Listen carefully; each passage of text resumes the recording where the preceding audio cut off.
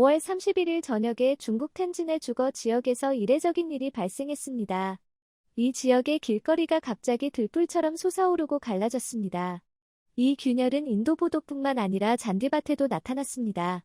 주변 동네의 길거리는 이제 고르지 않은 표면을 가지고 있었으며 몇십 센티미터 너비의 지면 균열이 몇 군데 있었습니다. 지하 주차장에도 벽면에 균열이 발생하여 물이 스며들었습니다. 이 주거지역은 중국의 잘 알려진 부동산 회사인 컨트리간에 의해 건설되었습니다. 이 사건은 10개 이상의 주거타워에 영향을 미쳤으며 모두 지면, 균열과 침하를 경험했습니다. 주민들은 무서워하여 잔디밭이나 길거리에서야 자거나 선택했습니다. 24시간 이내에 지면 균열뿐만 아니라 벽면의 균열도 악화되었으며 엘리베이터는 전기 누설을 시작했으며 일부 주민들은 가족과 함께 밤새 대피해야 했습니다. 특별 경찰이 지역에 있었지만 그들의 조치는 주로 질서를 유지하는 데 초점을 맞춘 것처럼 보였고 걱정스러운 주민들에게 설명을 제공하는데 더 많은 관심을 기울이지 않았습니다. 설명을 해주셔야 합니다. 우리를 단순히 촬영하는 것만으로 충분하지 않아요. 우리가 오늘 밤 어디에 머물 수 있는지 알려주실 수 있나요? 여기 경찰관들, 우리 물건과 우리 생명의 안전을 보장할 수 있나요? 정말로 말로 다가오는 사람은 촬영되는 것뿐이에요. 그러나 우리의 우려를 제대로 다루고 있지 않은 것 같아요. 지금까지의 대응은 표면 문제를 고치는 데 초점이 맞춰져 있는 것 같아요. 그런데 그게 진짜로 충분한 건가요? 우리의 안전도 중요하고 우리가 살고 죽느냐의 문제인 것 같은데 관심 없는 것 같아요. 6월 2일까지 길거리의 균열이 악화되고 벽면의 균열도 악화되었으며 일부 주민들은 밤새 가족과 함께 대피해야 했습니다. 주민들은 건물의 상태가 매번 악화되는 것을 알아차렸으며 구조물의 기울기로 인해 문이 자동으로 열리기까지 했습니다. 이 사건으로 인해 주택 소유주들 사이에 큰 고통이 생겼습니다.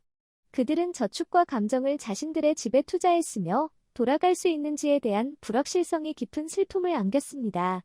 이 갑작스러운 무서운 사건의 원인은 여전히 명확하지 않았지만 지열 탐사 작업이 인근에 있었을 가능성이 있어 지하수 변동을 유발하고 지면 불안정성에 기여한 것으로 추측되었습니다. 공식 전문가들은 아직 조사 중이었지만 주민들은 자신들의 안전과 재산이 위험에 처한 것으로 느꼈습니다. 6월 3일에 영향을 받은 건물들은 울타리로 둘러싸여 아무도 들어갈 수 없었습니다. 주민들은 가치 있는 물건을 짧게 꺼내기만 할 수 있었습니다. 상황은 불확실한 상태로 남아있어 주택 소유주들은 자신들의 주거지의 미래를 걱정하게 했습니다. 이 예상치 못한 공포스러운 사건으로 인해 거의 3,000명의 주민들이 불확실하고 혼란스러운 미래를 맞이하고 집으로 돌아갈 수 있을지에 대한 의문을 품고 있습니다. 아무래도 이것은 중국의 어떤 제3세계 나라 같은 곳이라고 생각할 것 같습니다. 믿기지 않아요. 길거리가 그냥 어디서나 무너지기 시작하다니. 그러나 이것은 단순히 도로가 아닙니다. 정말로 놀라운 것은 사람들이 산책을 하고 있고 갑자기 하수 구멍으로 빠지고 있다는 것입니다. 구경꾼들의 수를 보세요. 꽤 놀라운 일이에요. 이곳에서 순식간에 빠져나오려면 냄새가 참으로 참을 수 없었을 것입니다. 그러나 이 사람들, 그들은 모여서 서로 도와주고 다시 일어날 수 있게 도와주고 있어요. 다행히도 누구도 크게 다친 것은 없었지만 여기에 한 번 더 자세히 봐보면 이것은 그냥 충청도에서 일어나는 것이 아닙니다. 우리는 중국 전체에 대해 이야기하고 있습니다. 전국 각지의 조악한 건설 프로젝트가 등장하고 있습니다.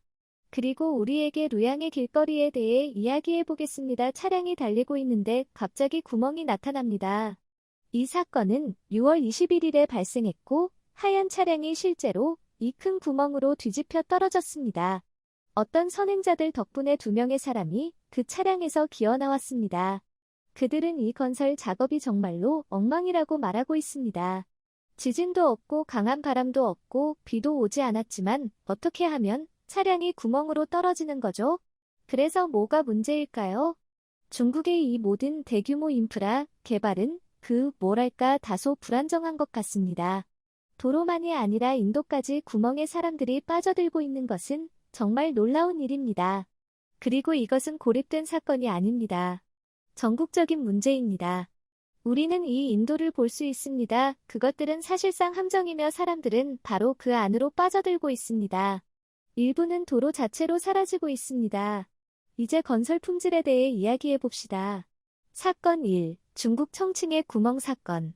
토프 건설이 심각성을 나타내는 한 가지 뚜렷한 예는 청칭이 거대한 구멍 사건으로 재난 영화에서 본 장면과 닮았습니다. 이 구멍은 문제의 규모를 나타내며 저질 건설 관행이 가져오는 위험을 시각적으로 상기시킵니다. 이 사건이 청칭에만 해당하는 것이 아니라 전국적인 문제를 반영한다는 점을 강조해야 합니다. 사건 2. 강수성 안경 가게 재난 사건. 또 다른 경악스러운 사건이 강수성, 리안 옌강이 안경 가게에서 발생했습니다.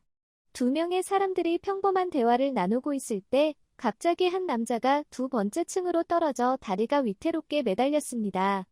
이 충격적인 사건은 토프 건설이 예측할 수 없는 성격을 강조하며 이러한 사건들이 이용 고객들이 안전과 웰빙을 저해한다는 점을 민간인들이 올바르게 의문을 제기하게 만듭니다. 광범위한 구조적 퇴화. 토프 건설의 결과는 단일 사건에 그치지 않고 전체 건물을 포함합니다.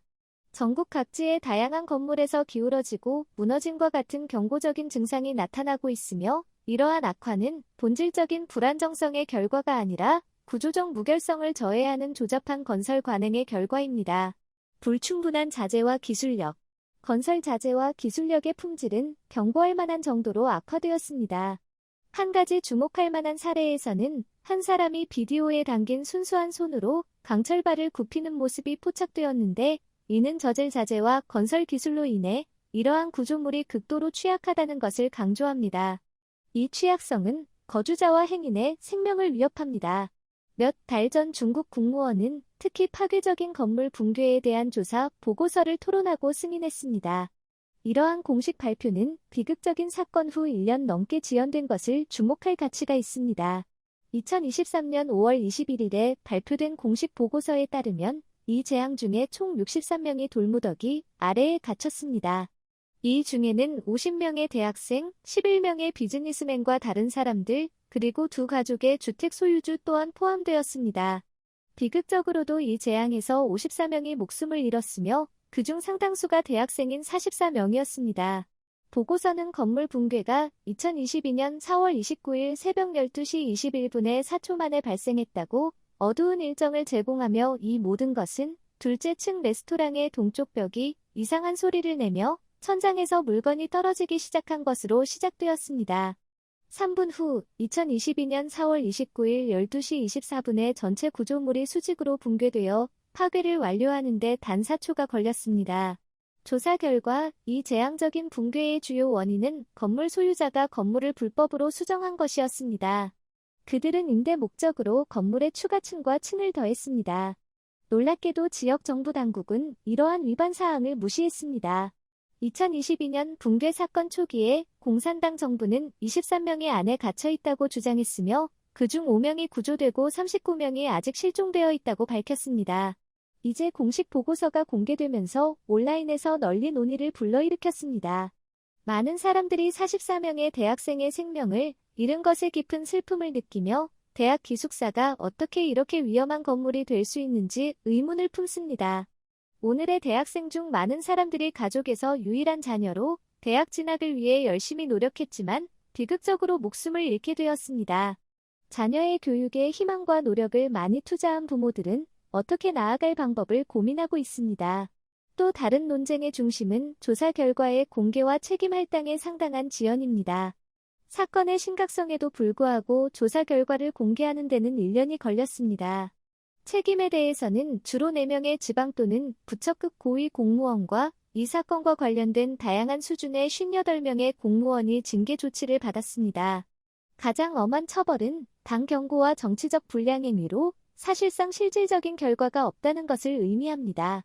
이 사건은 중국 내에서 중국 공산당의 공무원들이 종종 서로 보호하고 권력과 돈을 포함한 부정한 관행에 참여하는 널리 퍼진 문제를 강조합니다.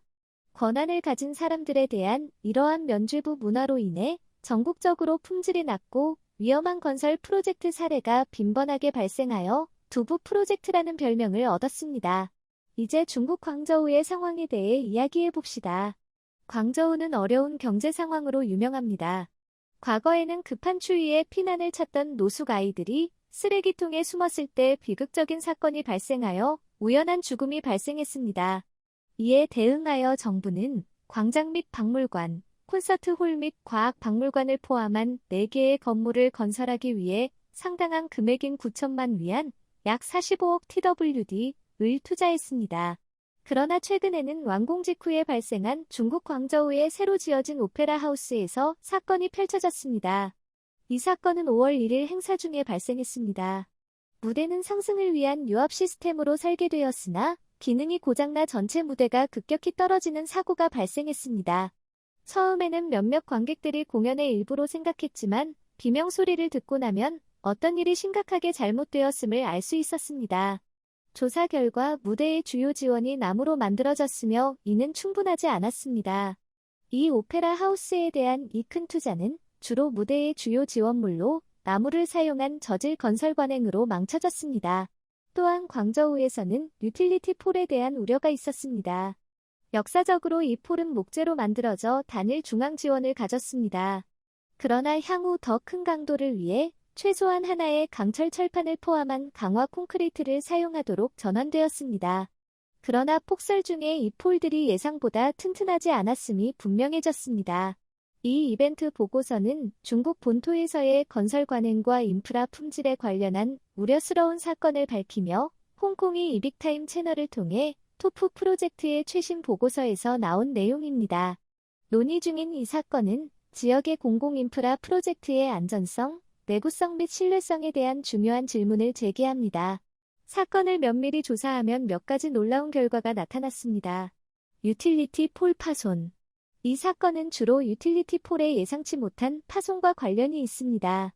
폴이 부러져 그 위치에 걸려들었습니다. 이로써 해당 폴의 건설 품질과 안전 기준에 대한 의문이 제기되었습니다. 적절하지 않은 보강. 표준 강철 보강을 사용하는 대신 유틸리티 폴의 중간에 와이어가 사용되었음을 발견했습니다. 심지어 검사 결과 폴 내부에는 강철 보강이 없었으며 단순한 시멘트만 존재했습니다. 이러한 구조적 결함 부재는 폴이 하중을 지원할 수 있는 능력에 심각한 문제를 제기했습니다. 저급한 건설. 유틸리티 폴은 단순히 시멘트로만 이루어져 있었으며 한쪽에만 장식 와이어 2개가 있었습니다. 강철 보강이 없는 이러한 구성은 심각한 안전 위험으로 간주되었습니다. 지역 주민 우려. 현지 주민들은 건설 품질의 열악함에 대한 정당한 불만과 분노를 표현했습니다.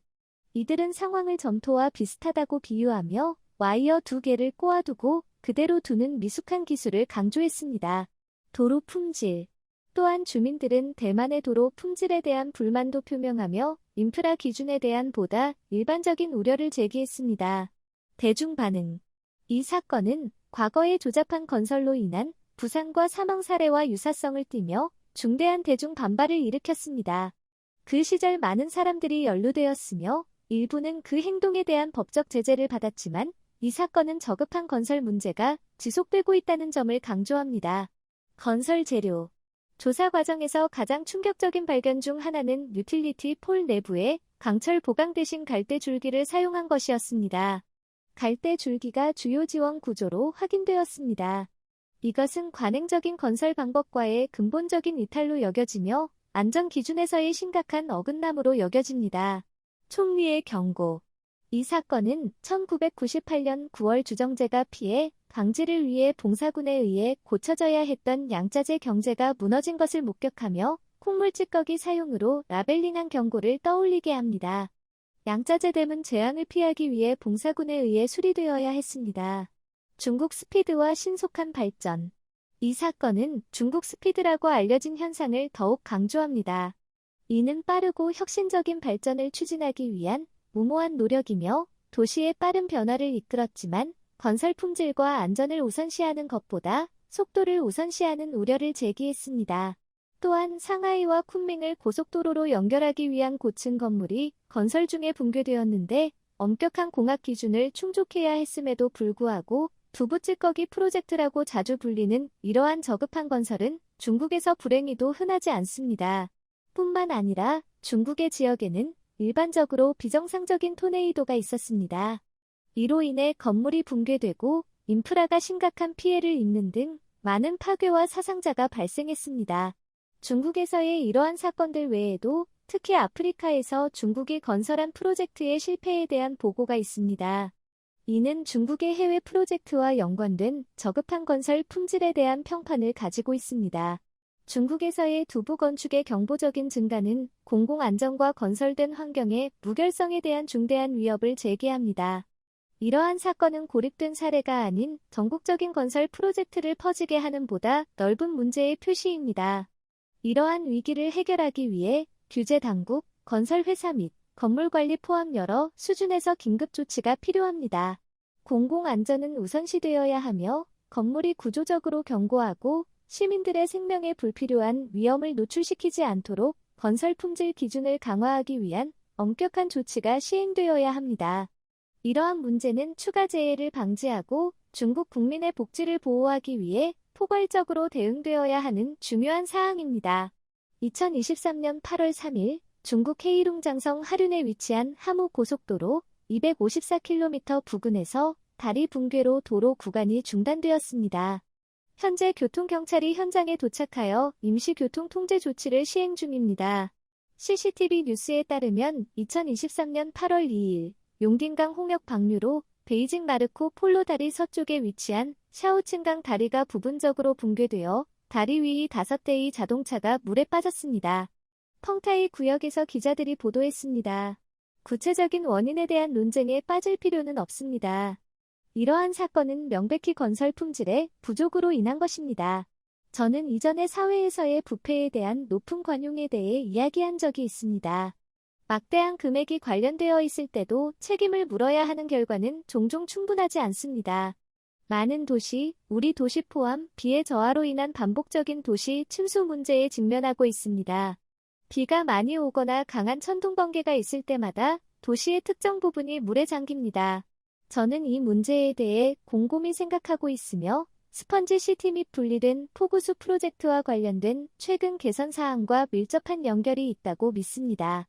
이러한 프로젝트들은 처음에는 좋은 의도로 시작되었지만 이익을 추구하는 이해 관계자들과 부패의 덩어리로 엮이면서 강인한 인프라 프로젝트의 정직성을 부식시켰습니다. 그들이 의도한 목적을 이루는 대신 부정적인 영향을 미쳤습니다. 이 문제들은 수십 년 동안 지속되어 왔으며 우리는 아직도 효과적인 해결책을 찾지 못했습니다.